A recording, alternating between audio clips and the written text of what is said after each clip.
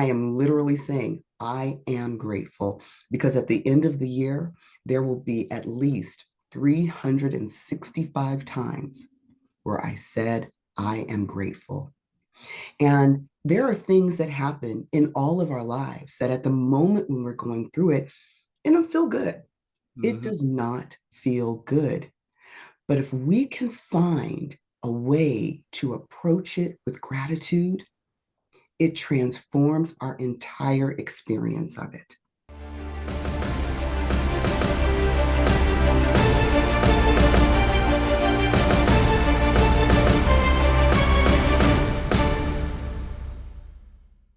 Guys, welcome to Keep On Pushing Stories, where we look into resilience and grit and people who have that relentless drive for excellence. We take a deep dive into the minds and the lives of people who have found a way to push past their particular challenges. And in this episode, I'm so excited to welcome Leslie Maxie to the program. Leslie, welcome to Keep On Pushing Stories. Thank you, Devon. I'm so happy to be here. Yeah, indeed. It's great to be here. We always ask our guest, Leslie, what it is that they do. What do you do? How do you serve? How do you bring value to the lives of others? All right, that's a big question, but I love it. So, Devin, I train executives, activists, athletes, influencers, people who have a story to tell. I train them to take their stage, or if they're front facing to the camera, how to successfully negotiate media. That sounds like something most of us could actually use. You would be surprised how much of many of us really need that. Indeed, indeed. So if someone, an exec, an athlete, whoever wanted to connect with you because they clearly there's value in what you provide, how would they find you? Well, they'd find me at maximediagroup.com. There, they'll have information about the services that my company provides. I actually just brought two individuals on board. John Stokes II, who is our EVP of strategy, and Jason Salvez, who is our Chief Sales Officer. And they place both me and our clients in keynote speaking situations and find other brand opportunities for us. So it is a pretty exciting time at Maxi Media Group. You can also find me on LinkedIn. My name on LinkedIn is Leslie Maxie OLY because Olympians are allowed to put OLY after our names, like a PhD almost. And you can also find me on Instagram at Leslie Maxie 88 from my Olympic year, 1988. And you can find me on Facebook, Leslie Maxie OLY, and Not Your Mama's 50 private Facebook group. And we're going to talk a little bit about that. Indeed. All right. So, if someone wanted to find you as a keynote speaker, they'll also find you the information that you shared earlier. They sure would. Yeah. By the way, 88 was a great year. I can attest to that.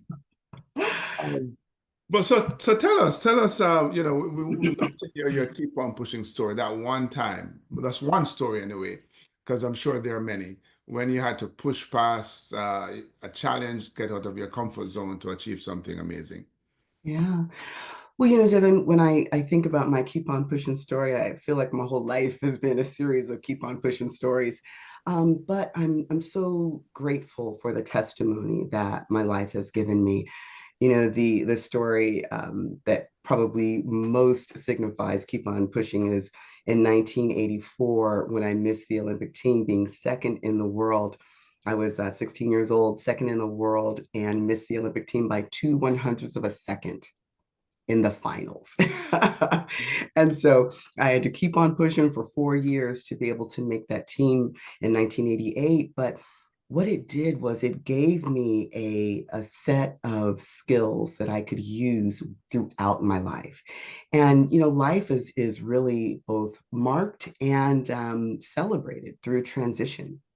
That is the one thing that all of us have to face is change in our lives. And I feel so grateful to have had that moment when I was so young that I could be inexorably tied to a story that would always be in my consciousness. So when I think about a keep on pushing story that's more recent, I think about when I was a few years out from turning 50. And I recognized that my girlfriends and I were in a constant conversation of change and transition, change and transition. And I was like, what is this about? And it didn't matter if it was a great change, like, somebody identifies you out of the blue to come on a podcast, or if it was a change that really was more subtle, like your children grow up and you want for them to be independent and then they fly the nest, or something really more critical and difficult to deal with, like an unexpected divorce or something of that nature, a change in your health. And so when I was turning 50, I said, I want to bring us all together, because what I've found is, we exist in relationships, Devin.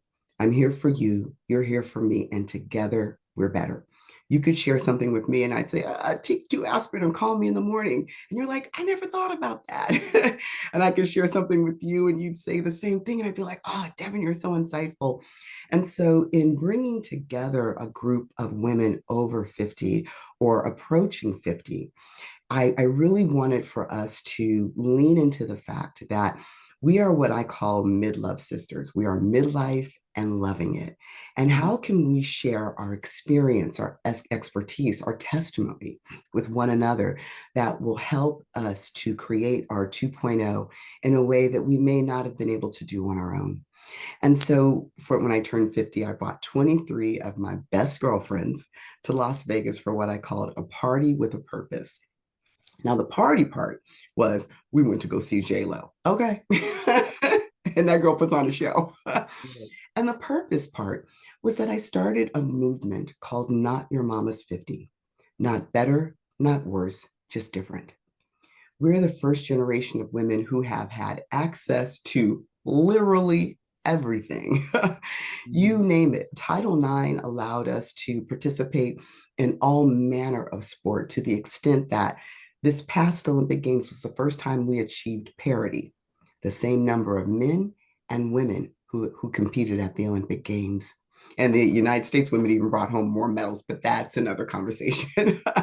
But when much is given, much is required. And so when we come together to solve the problems that our mothers maybe never had to face. Now, not that they couldn't resolve those problems, they just weren't part of their consideration set. And what I found was us being together helped us to be stronger when we brought our needs and our challenges and our successes vulnerably to the conversation where we could help one another. So at this party, the first of its kind, a summit of women talking through what it means to be in our mid-love years. And we launched this movement. And so for the first 50 days of this movement, we all had the opportunity to identify one thing that we wanted to work on, and we brought that thing to the group, and then we would weigh in on this Facebook page. We'd weigh in, hey, maybe a little more of this, maybe a little less of that, and the women worked on whatever it was. And then on April 1st, which was the 50th day, we had our results. 24 hours, because it was 23 women, 24 hours of results. And I I was up for 24 hours talking to women, and each woman would have about a half an hour, 45 minutes in this interview where we talked through what she did, if she was able to accomplish it, if it's still in process, and how she was able to keep on pushing during that 50 days, and how the other women helped her to push through. And so from there, we really started with this movement. Now, unbeknownst to me, I went on my honeymoon, because I'd gotten married the year before. I went on my honeymoon shortly after this 50th day results. And when I came back, I got a call from my physician, and she said, "There's something going on with your mammogram. I need you to come back in." And so I did, and more tests, ensued. And it turned out that I had a breast diagnosis, which is called lobular carcinoma in situ. It's not breast cancer, but it did require a partial mastectomy. And so here I am in, the time in my life when I could not have been more excited about the vision that God had implanted in me that I had brought to birth. But I had something I needed to deal with.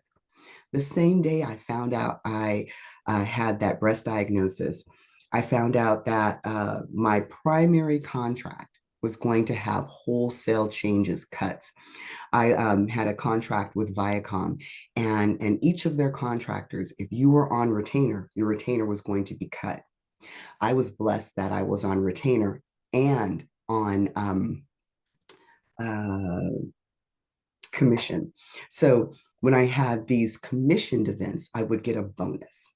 And so, finding out one, I have breast cancer. I'm not breast cancer, but this breast diagnosis, and I have a wholesale cut to my largest, my biggest contract was devastating news, but I needed to push through.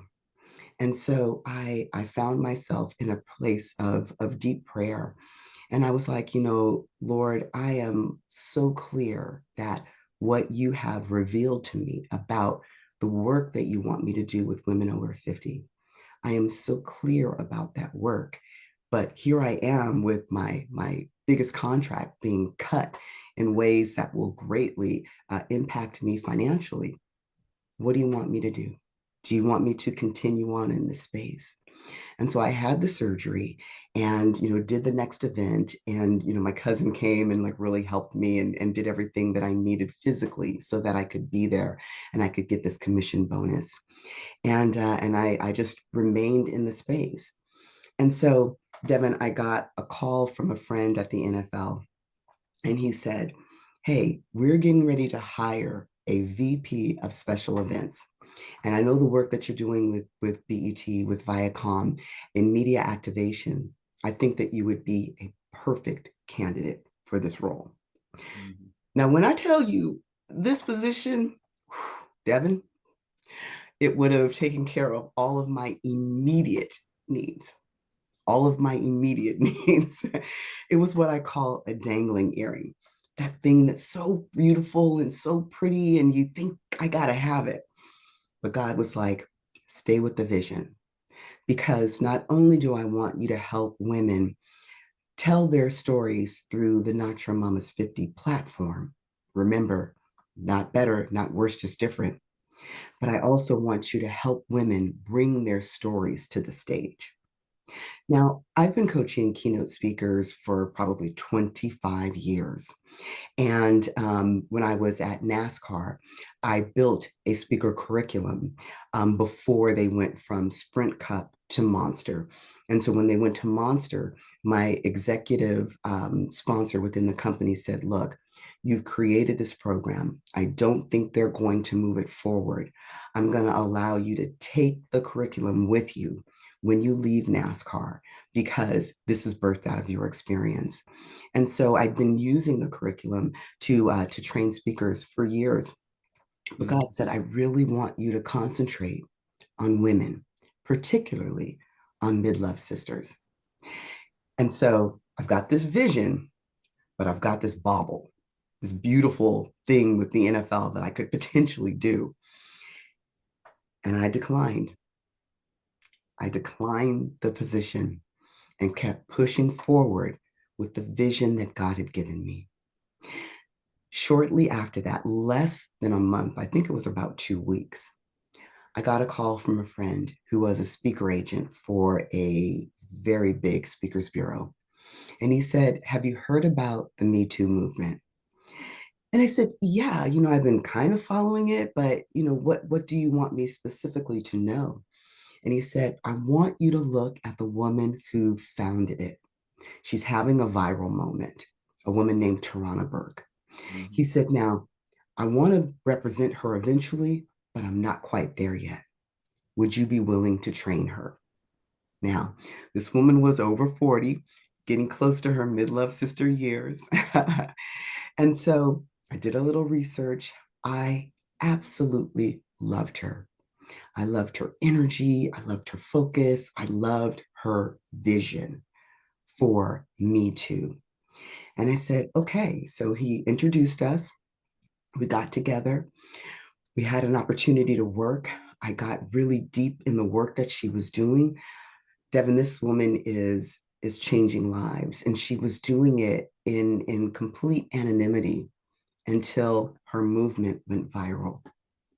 And I had the privilege, and I mean really the honor, to walk with her in the beginning of her speaker journey from October of 2017 through January of 2018.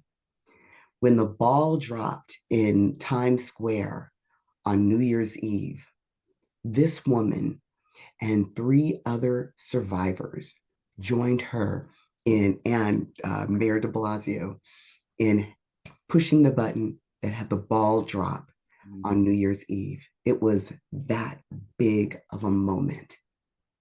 Indeed. I was so grateful that God not only implanted the vision in me, but that He gave me a background, a testimony that said you can push through and create a movement that would change the lives of women around the world. That is my push through story. Indeed. Change and transitions. I mean, you've gone through or shared with us so many different examples of that. But I want to go back to when you were just a 16-year-old teenager Mhm. trying to make the Olympic team in 1984. There seems to be a parallel between your life and mine. I wanted to make the Olympic team in 84. The difference here is that you became within 200th of a second of making the team. I was a light year away. That's okay. We all have an Olympian in our hearts. You know, but but yeah, what a disappointment that had to be for you at that tender age. You know, we know that Olympians change, Mhm. train for their lives. You were all but 16, but still, it's a big, huge ambition. Yeah. How did you, you know, embrace that emotionally in order to Yeah. move on to be at the Olympics in 4 years? Yeah. Well, Devin, there are no accidents. Okay. There are no accidents. And I look back on it now, and granted, I didn't think this at the time, but I look back on it now, and I started the 400 hurdles 4 months before the Olympic Games. And in that time, everything that I had to learn and process and embrace it was a lot, but in the grand scheme of things, it wasn't that much. If I had made that team in 1984, I would be a very different person than I am today. Mhm. Because between 84 and 88, I learned about true process.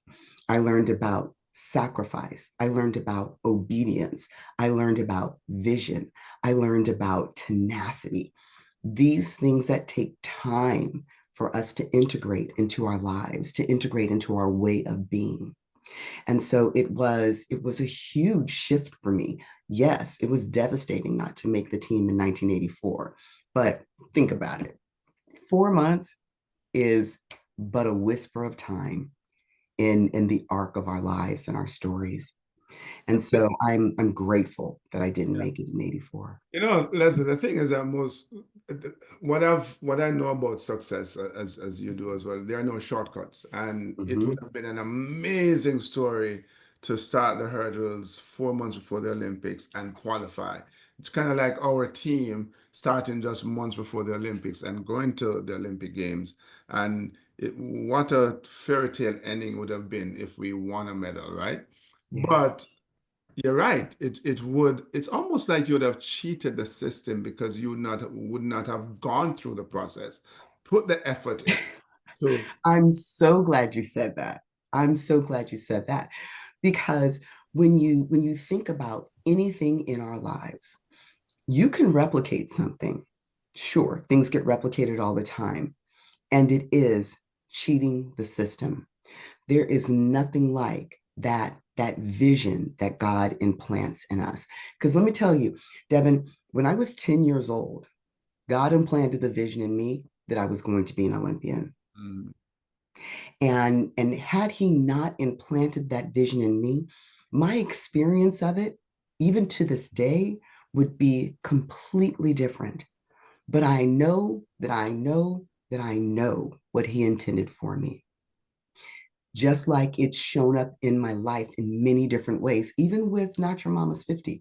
I know that I know that I know that he intended for me to bring the vision forward and to be the originator of this kind of movement, to gather the women that I gathered together in Las Vegas in 2017, Yeah. to bring that type of vision to the conversation. There's nothing that can ever take that away from me. And the vision you create it, it's implanted in you, and you have to put that effort in, that work. Yeah. So midlove, really speaking about women who are now in their age, midlife, and Mhm. most people end up in a midlife crisis.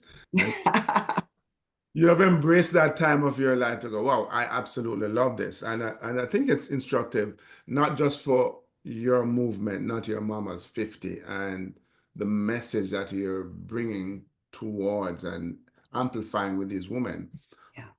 but all of us get to, not necessarily an age now, but a point in our life's journey where we're kind of midway, and it's, Yeah. change and transition, as you say. How, Leslie, do we adopt that attitude? You know what? It may be an uneasy, not necessarily scary, but uneasy time in Yeah. my life. How do I embrace that with love? It's gratitude. It is gratitude to be grateful. And, a low bar is, oh Lord, I'm happy I'm here. Yes, I am happy I'm here. And we take for granted the fact that I woke up on this side of the grave this morning, you know, and we all know people who didn't. Okay. And so it is literally every morning when I'm doing my prayer and devotional, there is a time where I have a list of things and a note in my phone, the things I'm grateful for. And I will go through what happened the day before. I am grateful for this. I am grateful for that. And I am literally saying, I am grateful because at the end of the year, there will be at least 365 times where I said, I am grateful.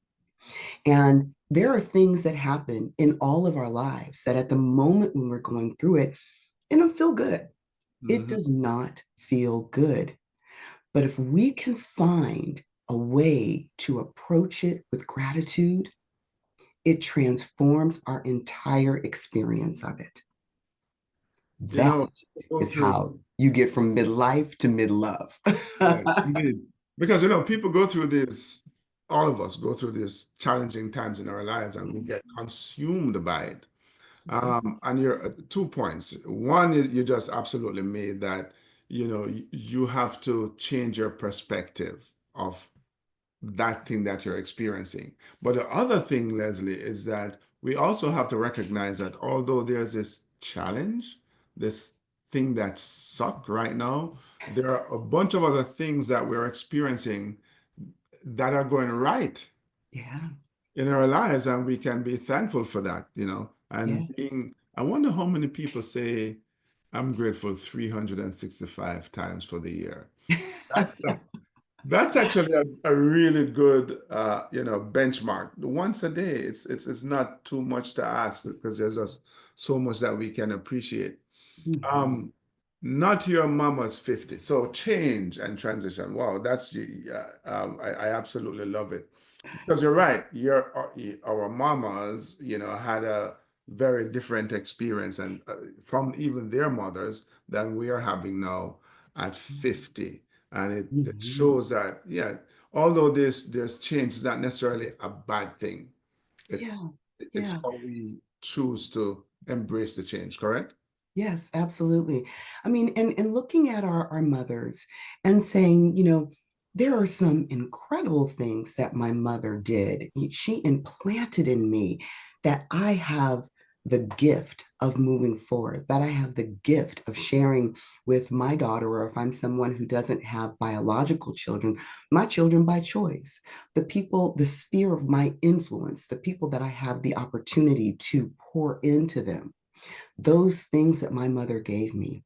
And for, women whose mothers maybe passed away young, what is the legacy that has been shared with you? And how can you push that and move that forward? How can you push through in ways that your mother maybe never even had the opportunity to, you know? So it is all about perspective. It's all about a mindset. It is about a get to as opposed to have to. There is nothing that we have to do in this life. And if we don't, we're going to have a life that's wrought with pain and probably fairly short because we're not doing the things that we can do to move our lives forward successfully. But if we look at it as a get to, I get to do this, I get to do that. Even the things that don't feel good, like I say, it's an 85-15% split. 85% of what I do, I love to do. 15% of what I do, I tolerate, Devin. But think about expense reports, for instance. There is nothing worse than collecting the receipts and inputting them, all of that. But then when I look at that expense sheet and that bottom line number, I'm like, whoa, I'm Oh. getting ready to get it. All of a sudden, it transforms my experience of it. Indeed, indeed. Yeah, So yeah, midlove, I assume it's not just for women who are already 50, but those who are approaching, right? Uh, yeah. and you mentioned, I know you had given out the contact there, but if there's a woman out there who would want to be part of the movement, please tell us again how they find you. Yes. She can find us on the website, Maxie Media Group, Maxie mediagroup.com. And she can come to the Facebook group, which is notyourmamas50.com. It's a private group, so all she'll need to do is enter her information. We'll accept her in, and she will be part of the movement. So here it is that you're going through some amazing changes now. You had the summit, party on purpose in Vegas. You go off on your honeymoon, and then you come back and you're getting a breast diagnosis, and then you're getting your contract cut as well. Wow, um, Right? that's the kind of change that's not fun. Tell us how you navigated that. Yeah. It comes by faith. It comes by faith, and faith by the hearing of the word, and understanding that God did not create me of a spirit of fear, but of power and of love and of a sound mind. Power. Where do I get my power? My power comes through the Holy Spirit. The Holy Spirit is a move in the earth. I only need stop, hone in, and recognize, Lord, what would you have me do next? Where would you have me go? And the love, to be in that love and that gratitude for everything that he's already done, for the word that he's provided to me, that shows me, that gives me my next step, and a sound mind to know that I can rest in him. I can rest in his promises that are yes and amen. And for people who aren't Christians, to know that you have a higher power, whatever you call it. What I call it is my Christ, Jesus Christ. People call it other things. That's okay, because I believe that by walking in faith, you can see me or other believers and make a decision in that direction if you so choose. And if not, God is God of choice. It's Mhm. all good.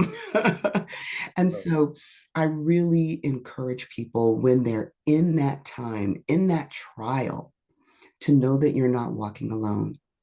Yea, that I walk through the shadow of the valley of death. It's the shadow. You're not actually walking through the valley of death. I will fear no evil. Mhm. What one lesson do you take away from all of this that you can share with us? I think the lesson that I take away is that in every moment is an opportunity. Every moment is a choice. Okay. We don't always choose the thing that serves us, that feeds us, that can move us forward. And even in acknowledging and recognizing that, God, I'm in a really tough place right now. I'm in a really hard space. I'm doubting. My faith is tested. To know in that moment, you have a choice. You have a choice. Choose wisely. Choose wisely. I'm glad you chose to come spend some time with us. I think both of us chose Me wisely. too. That's because you get to share some incredible gems, not just for women who are in their midlife, but all of us who are experiencing some kind of change and transition, because that is such a part and parcel of life, as it were. Yes. Your story, your life, Leslie, definitely epitomizes a keep on pushing philosophy. And we are the better for you coming to spend some time with us. Thank you so much. Thank you for having me. Hey guys, if you enjoyed this, if you found it valuable, then please drop us a like, but more importantly, share it. And looking forward to spending some more time with you when we bring you more incredibly inspiring stories. Until then, keep on pushing.